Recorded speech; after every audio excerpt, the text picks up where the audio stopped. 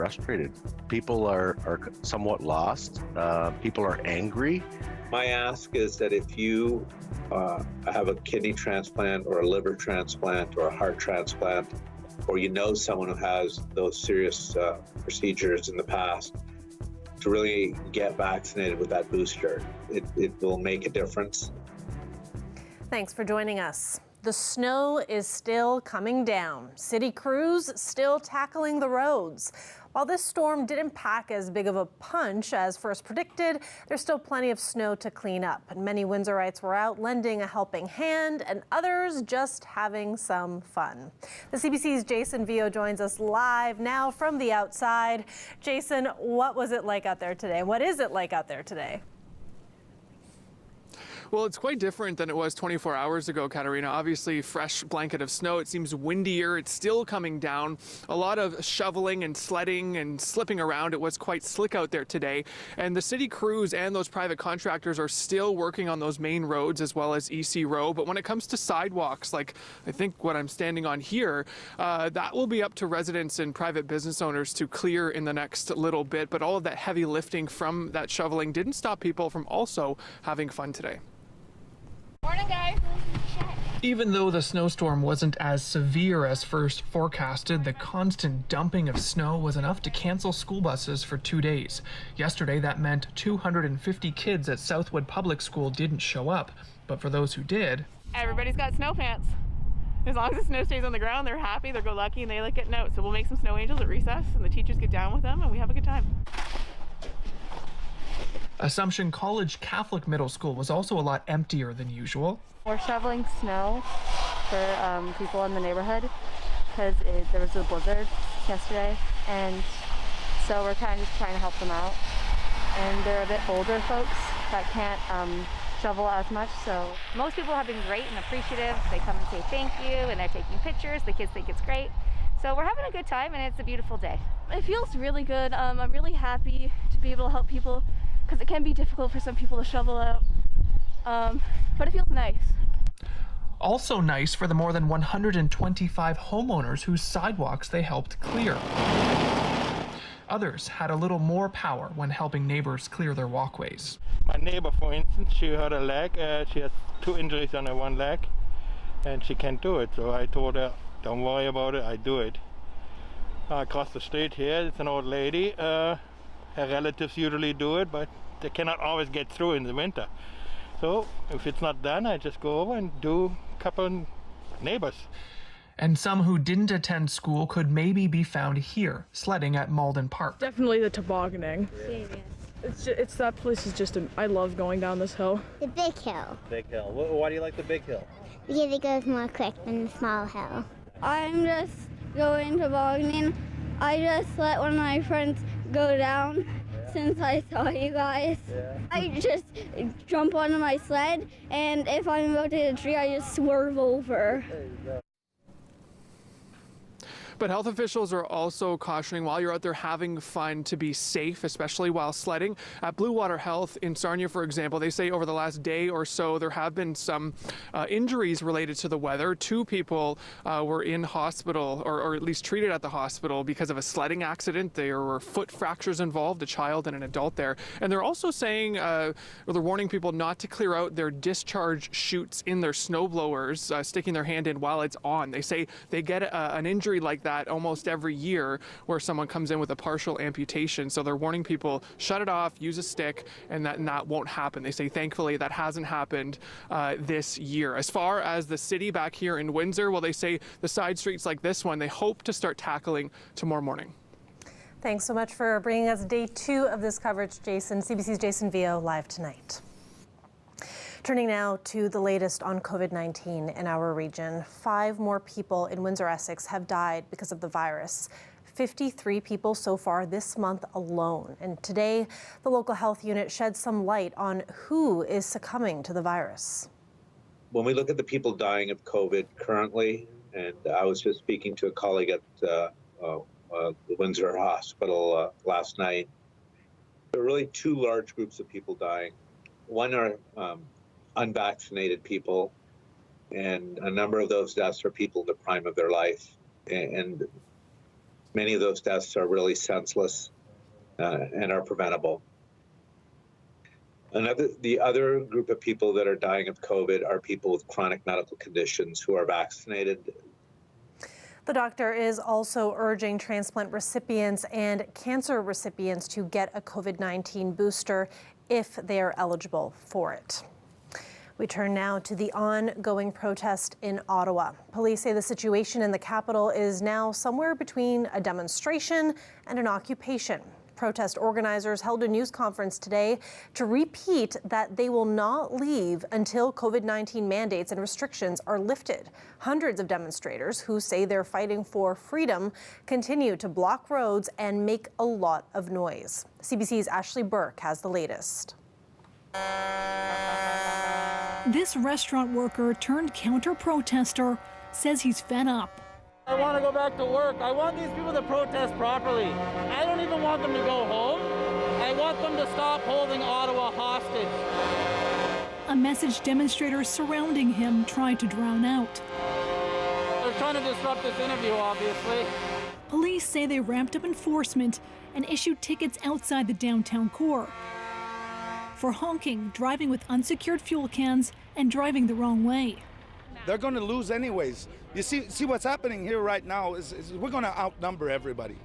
We're outnumbering the police, and at one point, when the Americans start doing it too. Us alone are the biggest army now in Canada. We're bigger than the military in Canada.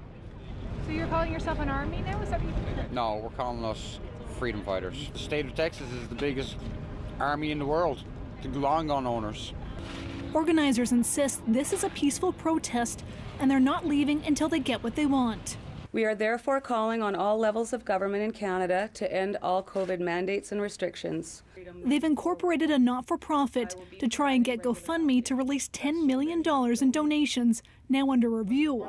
But when asked about foreign money, they ended their press conference. Glad to have you come out today. The Honourable Leader of the Opposition. The newly elected leader of the official opposition, who has supported the trucker convoy all along, continued today. We are talking about an impasse on Parliament Hill. We need to have some solution. There needs to be an olive branch. Where is that? We tell our children that when they see a bully, even if that bully is their friend, their job is to speak out. It is our job, Mr. Speaker, as members of this House, to speak out against these hateful actions. Meanwhile, people in Ottawa are living through another day of protests, with fears more demonstrators are on their way here this weekend.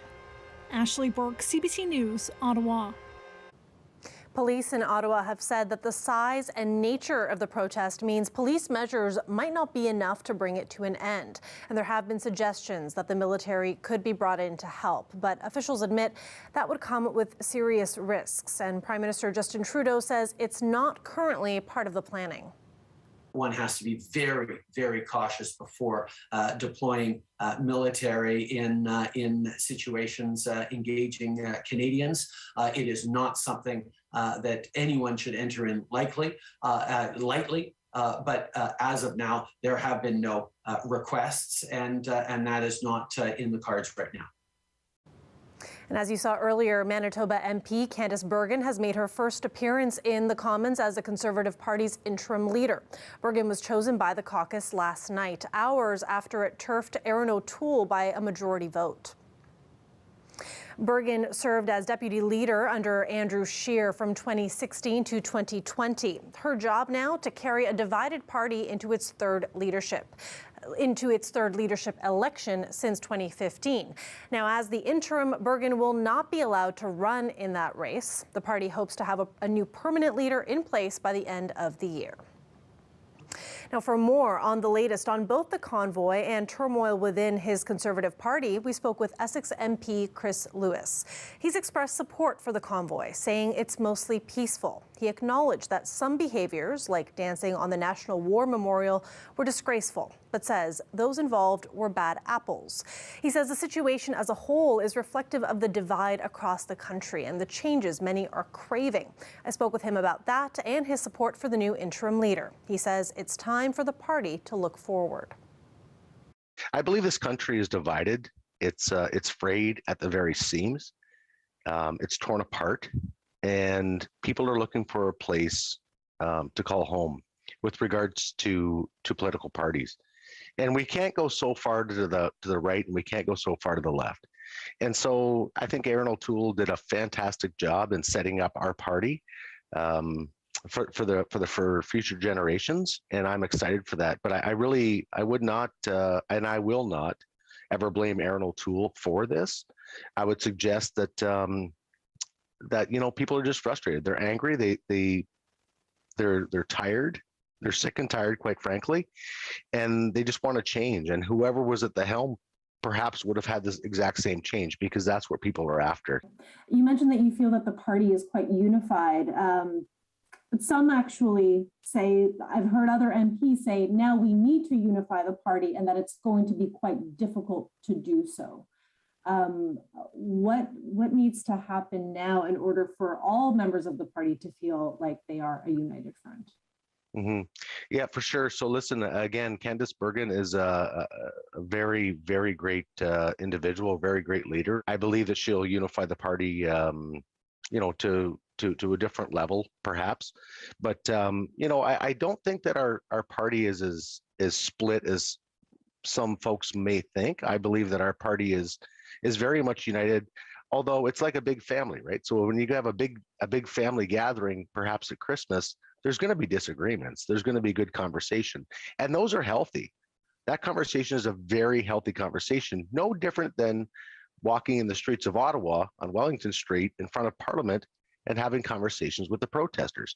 So this is a good segue to the convoy conversation. Now, you mentioned, you described it as a peaceful demonstration largely, but that's been juxtaposed by some, concerning moments. Hateful symbols have appeared in Ottawa. The local homeless shelters have, reported disruptions to their services. Residents say that they feel like their city is being occupied. So how do we have a conversation about some of these issues that they're trying to bring forward while not also seeing all these things that are quite concerning happening at the same time? Like does that concern you? Well, honestly, when you bring this many people together, and there's lots and lots, tens and tens and tens and thousands, there's always going to be fringe groups. There's always going to be some folks that, quite frankly, are not here for the right reason. And so does it concern me? No, because when 99% of the people that are here, the very true Canadians, the true blue Canadians that are here purely to get their country back, that want answers, that deserve to hear from their prime minister, they're the folks in the streets. Yes, there's going to be a couple of bad apples here and there. You call them bad apples, but why did you not do more to condemn that? Well, I guess I would say because I was not standing next to a swastika flag. I wasn't actually at the tomb of the unknown. I wasn't at the Terry Fox. I wasn't there, so I don't know how I can condemn it if I'm not there. I wasn't there. I wasn't part of it. I've just condemned it. But I want to celebrate the people that are actually making a difference. I also asked him if he's planning on eventually running for the leadership position. He didn't commit to anything, but said, stay tuned. Turning now to the Premier meeting face-to-face with the Ontario Nurses Association to discuss a shortage of frontline healthcare staff. Unfortunately, he made no commitments on repealing Bill 124, and we are very disappointed about that. Bill 124 caps wage increases of provincial employees such as nurses. And nurses say the bill, along with job stress during the pandemic, are a big part of why so many are leaving the profession. The ONA says the Premier agreed to meet with them again next week. The Ford government issuing a statement after the meeting saying it wants to work with nurses. Beijing is promising to host the greenest Olympic Games yet, with venues powered by clean energy and hydrogen buses for transportation. But not everyone is convinced. As Chris Reyes reports, experts say it's a claim that's likely too difficult to verify. You're looking at 12,000 square meters of ice inside the ice ribbon in Beijing. What you can't see is what's cooling it all, CO2. A Canadian company specializing in installing eco-friendly rinks around the world, including this one in downtown Toronto, consulted on the project. It's a natural refrigerant. It means it's made of natural elements, which means when it's released to the atmosphere, there are no ill effects to the environment at all. Even before a single blade hits the ice for competition here at the speed skating oval, the venue is already history-making. It's the first time that eco-friendly CO2 is being used to cool an Olympic ice venue. Organizers say the carbon reduction impact is equivalent to planting 1.2 million trees. Green venues, green transport, green energy, carbon neutral. The Beijing Olympics has been loud and proud about hosting what they're calling the greenest games ever. Sven Daniel Wolf, an academic who studies the sustainability impact of the Olympic Games, isn't so sure. One of the problems that we see overall is that our organizers can make whatever claims they like, and then by the time academics or journalists, researchers can verify those claims, the games have moved on to the next host. Other concerns raised by environmental groups, massive relocation of trees to make way for ski runs, and holding mountain sports in areas that need 100% artificial snow. Ann Duffy is a sustainability consultant for major sporting events, including the Vancouver Olympics. There's going to be areas that we're going to have a gap in information and verifiable information. The question is, how is third-party assurance conducted in a country like China? While there's no doubt the buses are running on green energy, or many of the venues have been repurposed from the 2008 Olympics, or that CO2 is cooling this ice, harder to guarantee will be an independent accounting of Beijing 2022's ambitious claims. In an authoritarian government like China, that you'd see less public accountability just by the nature of their government system. A reality that will remain long after the games are over. Chris Reyes, CBC News, Beijing. And CBC is the official broadcaster for Beijing 2022, and opening ceremonies for the Games is just a day away. And you can watch it on CBC tomorrow at 6:30 a.m. Eastern Time or 7 a.m. Eastern on the CBC News Network. Let's take a live look outside there. The snow, it's been coming down all day, and we're now in a winter weather travel advisory. Nick Sirkovich will be here after the break, and he'll give us another update. Stay with us.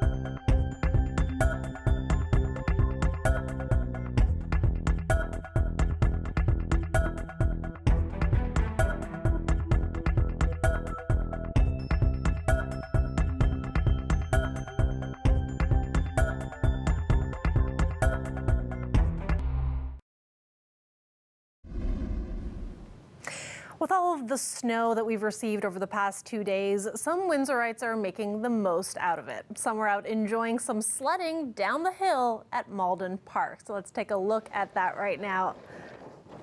All right, got some good GoPro viz here. That seems very fast. I'm tempted to look into some sledding myself for this weekend. So a lot of people are enjoying the snow. The big question is it going to taper off, or do we have more on the way? Let's bring in Nick Circovich here. That near impact there. That's always my fear when I send my little guy down the hill, right? Yeah. He's going to take out some kids like bowling pins. Yeah, it is tapering off, to answer your question. We're actually coming to the end of it. We still have weather advisories in effect across parts of the region there, so that of course includes Windsor as well. But you notice these watches, warnings and advisories have slowly begun to taper off. Actually, when you look at the system, we're right on the tail end of it here. So, I mean, just through lower Michigan is where we're seeing some of the last of the snowfall. Now, we may still see some light flurries tonight, but generally speaking, it's going to clear out as we move through the next few hours. And then through the overnight, a few flurries here, but that's really about it. Nothing much accumulating. Tomorrow afternoon, just some cloud cover. And again, I think the risk of a few flurries, but not really any accumulating snows. As we head into Saturday, things are looking pretty good with sunshine there. And again, a few flurries into Saturday night. In terms of the weather advisories and the accumulations, models pretty much line up with it. About 5 centimeters of snow or so expected, but not necessarily in the next 2 hours. I mean, these advisories are taking into account from the time they were issued earlier this afternoon to the end of the event. So probably another 1 or 2 centimeters at most with this. Winds will come down, which you'll probably appreciate there. Earlier today and even now, we're looking at wind gusts that are quite high, gust about 50 kilometers per hour. By tomorrow, still out of the north, but easing off to about 15 kilometers per hour. And you see that showing up. Now, the temperatures are -6. But the wind chill -16, again, still pretty breezy out there. And we'll see those winds ease off as we head through tonight and into tomorrow. -12 degrees through the overnight, wind still about 20 kilometers per hour. Tomorrow, a few flurries, -7 as a high. Wind chills, though, still taking us into about the -13 to -15 range. Same story into Saturday as well. I mean, we've got some good sunshine there, but it's going to be cold for the next couple of days. Sunday, Monday, and then Tuesday start that trend into some warmer weather there. 0 by Tuesday. No big snowstorms on the horizon after this thing. That's good, but it'll still definitely feel like winter by those numbers there. Yeah. I mean, you bundle up at least for the next few days. Indeed. Thanks so much, Nick. You bet. When we come back, we're going to tell you about a Scandinavian winter pastime that's getting some attention here in Canada. It's called kick sledding. We'll tell you about that after the break.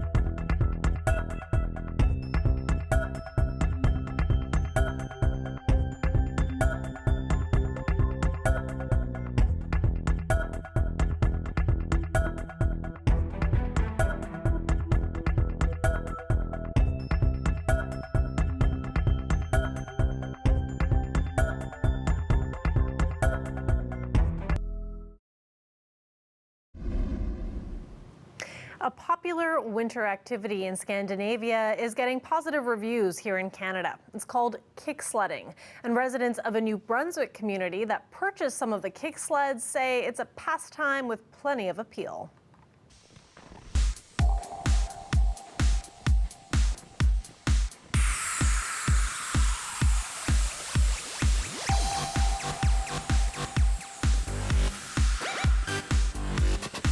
Where did the idea come from for the municipality to buy snow sleds? The idea came from our mayor, Louise Landry, who this past summer purchased some kick sleds and told me about it. So made a little research on the web and discovered they were shipped into Quebec City from Norway. And I looked and tried for a grant in the province of New Brunswick. And fortunately, thank you GNB, we got a grant and we purchased 14 kick sleds.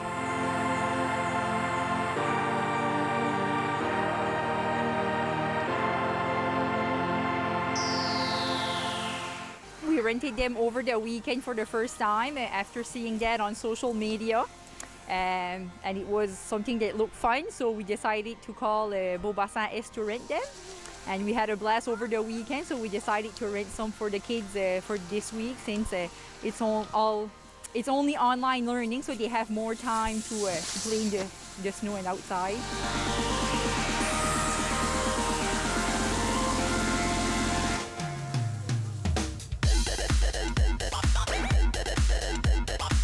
You call in, you come in at the office, we take some information, and you can rent it free for 3 days for the citizens of Beaubassin Est and Capelay.